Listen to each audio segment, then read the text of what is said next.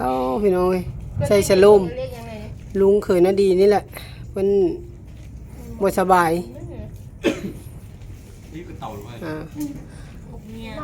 สืบต่อทั้งเวียกทั้งงานแล้วก็สืบต่อทั้งผู้เจ็บไข้ได้ป่วยน้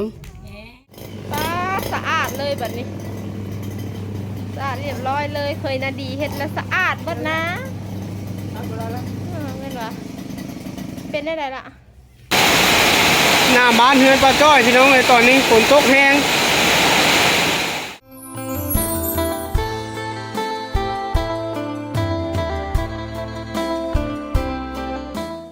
มาสืบต่อพี่น้องมาตัดหญ้าเฮือนป้าจ้อยอีกแล้วเพิ่งนึงยังอีกเพิ่งนั้นเนาะแต่ว่ามามื้อนี้แม่นมีผู้ตึกกระดุงละตึกเบ็ดละนี่มีแต่ผู้บ่สบายอีกแล้วโอ้ลูกหลานมาทั้งใดอีกแล้วนี่2 คนละทูจ้าด้วยนะพ่อสบายดีไว้ลูกไว้โอ้ไปเลยทางนั้นสบายแล้วทางนั้นฮู้แล้วได้ทางนั้นได้ถึกเลขบ่ลูกถึกเลขบ่เป็นเว้าเอาพี่น้อยใส่สโลมลุงเคยน่าดีนี่แหละมันบ่สบาย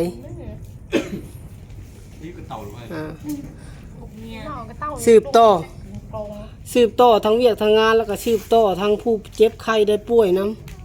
ำอย่าให้ไปว่างนะเงินเขาอย่าให้ไปว่างนะเมื่อฉันผัดไม่ได้เสียเงินยันรวยเห็นไหม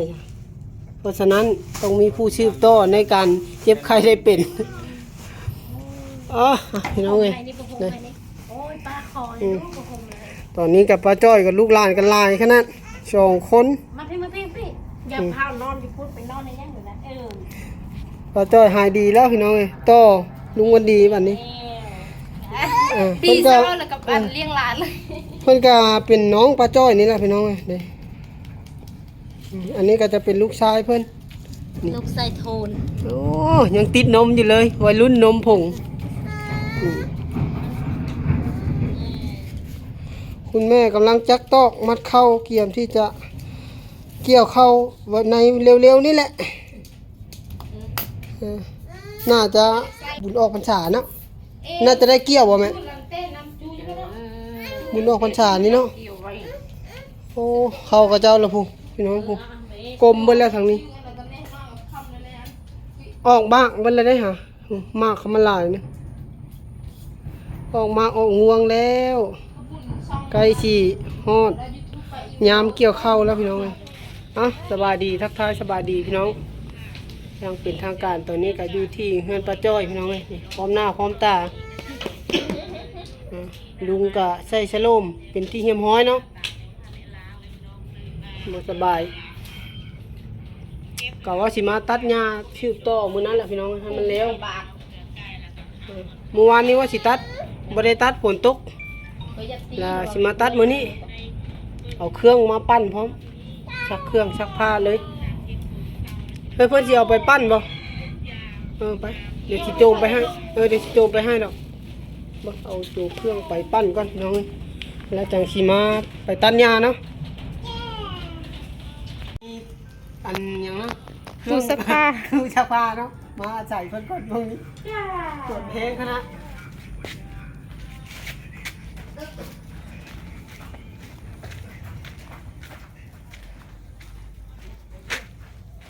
ตามมา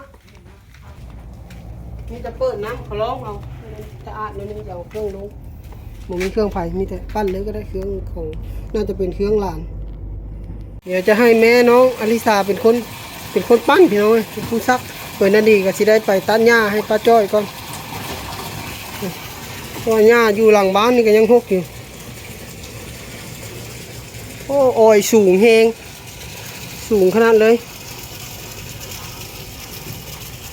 จนสิบเห็นข้อไก่เพิ่นละข้อไก่ก็ส่วนอ้อยงำละต้นว่าสิตัดพี่น้องมีแต่ป้ามันแก้วเห็ดกับป้าไปได้เยอะแป๊บเดียวรอบนี้เอาไปแล้วลมรอด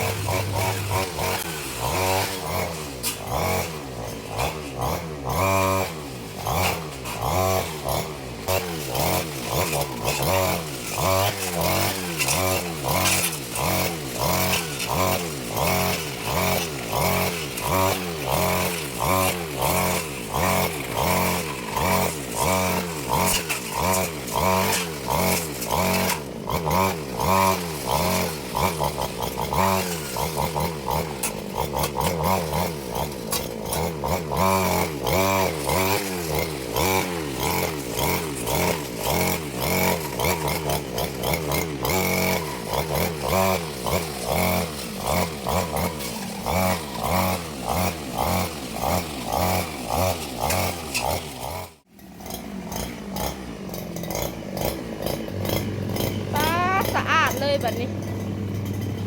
สะอาดเรียบร้อยเลยเคยนาดีเฮ็ดแล้วสะอาดเบิดนะเงินวะเป็นได้ไรล่ะ อ๋อมันแล้วพอไปพูดว่าตัดยากมันมีตะขอนตัดแล้วก็จะออกมาแบบนี้แหละพี่น้องในประมาณนี้แหละเพราะว่าทางในก็จะเป็นพืชพักแล้วเป็นต้นกล้วยต้นหยังละตัดบ่ได้ตัดได้แต่แถวนอกอันนั้นก็จะเป็นบ่อนไว้เล็กอย่างต่างๆของลุงต้อมหั่นล่ะเป็นมุงว่าหั่นยังบ่ทันมีบ่อนเก็บเมียนแล้วก็อยู่หลังหนองสะพุ่นเขื่อนนาดีก็ตัดแล้วเรียบร้อยแล้วเนาะ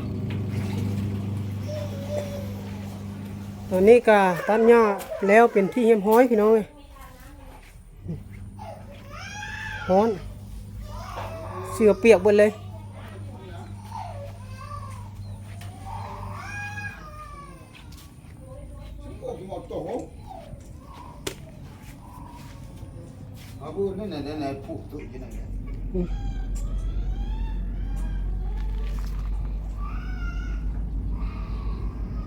ทางในมันมีแต่ให้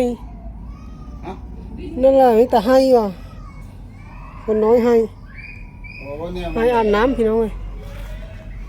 โอ้ยปลาจ้อยเพิ่งก็จะมัดแบบนี้เนาะเพื่อที่จะบ่ให้มันล้มเนาะมัดเป็นก่อเลยอันนี้ก็เป็นเครือมันแก้วทั้งบ่อพี่น้องแถวนี้จริงมันก็ไม่ได้มีหญ้าหรอกมีแต่เครือมันแก้วเท่านั้นแต่ข้างในเนี้ยอาจจะมีหญ้าแน่แต่ว่าตัดบ่ได้เพราะว่าพืชพักหลายเนาะไว้ให้เพื่อนเสียเอาวันนี้แต่พืชพักที่เป็นกินมัดก็เลยบ่อยากตัดหลาย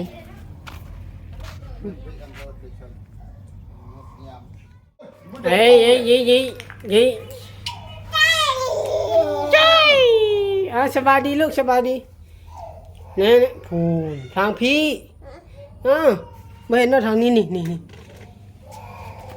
ให้ได้ดาวห้องเพลงนู้ห้องเพลงให้พังเนี่ยแม่นยังเอฟเลยสบายดีสบายดี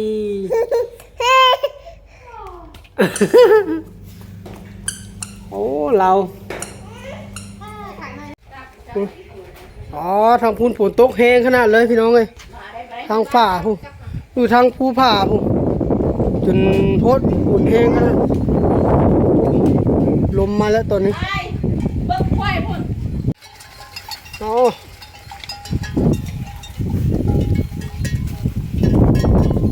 พระเจ้าไล่ควายเข้าแรงแล้วพี่น้องเลยมืดฝนมาแห้งทั้งนั้น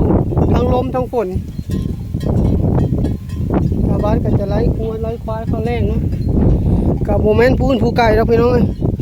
งัวควายไม่เท่าคืนนาดีนี่แหละควายเพิ่นร้ายเพิ่นน่ะบอกแล้วให้ขายแต่งเมียบ้าบุญทำพูดกันไล่ทำพูดกันไล่งัวมาอยู่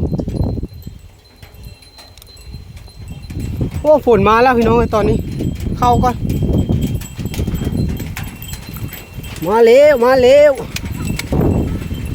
เฮ้อ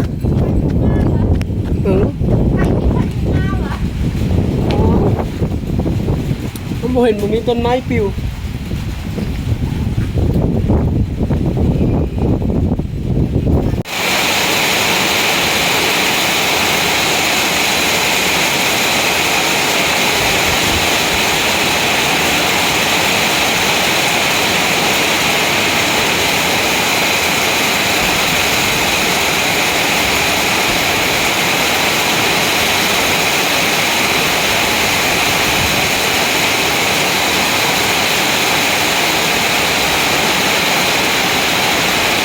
หน้าบ้านเฮือนป้าจ้อยพี่น้องเลยตอนนี้ฝนตกแห้ง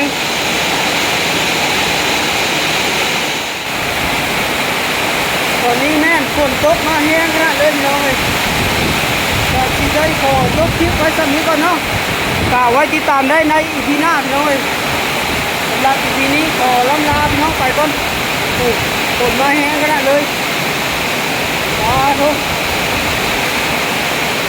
สำหรับในการตัดหญ้าให้ป้าจ้อยวันนี้ก็ถือว่าสำเร็จแล้วพี่น้องเลยต้องกราบขอบคุณFCเนาะทุกท่านที่เข้ามาติดตามรับชมนะครับเป็นกำลังใจให้คุณนาดี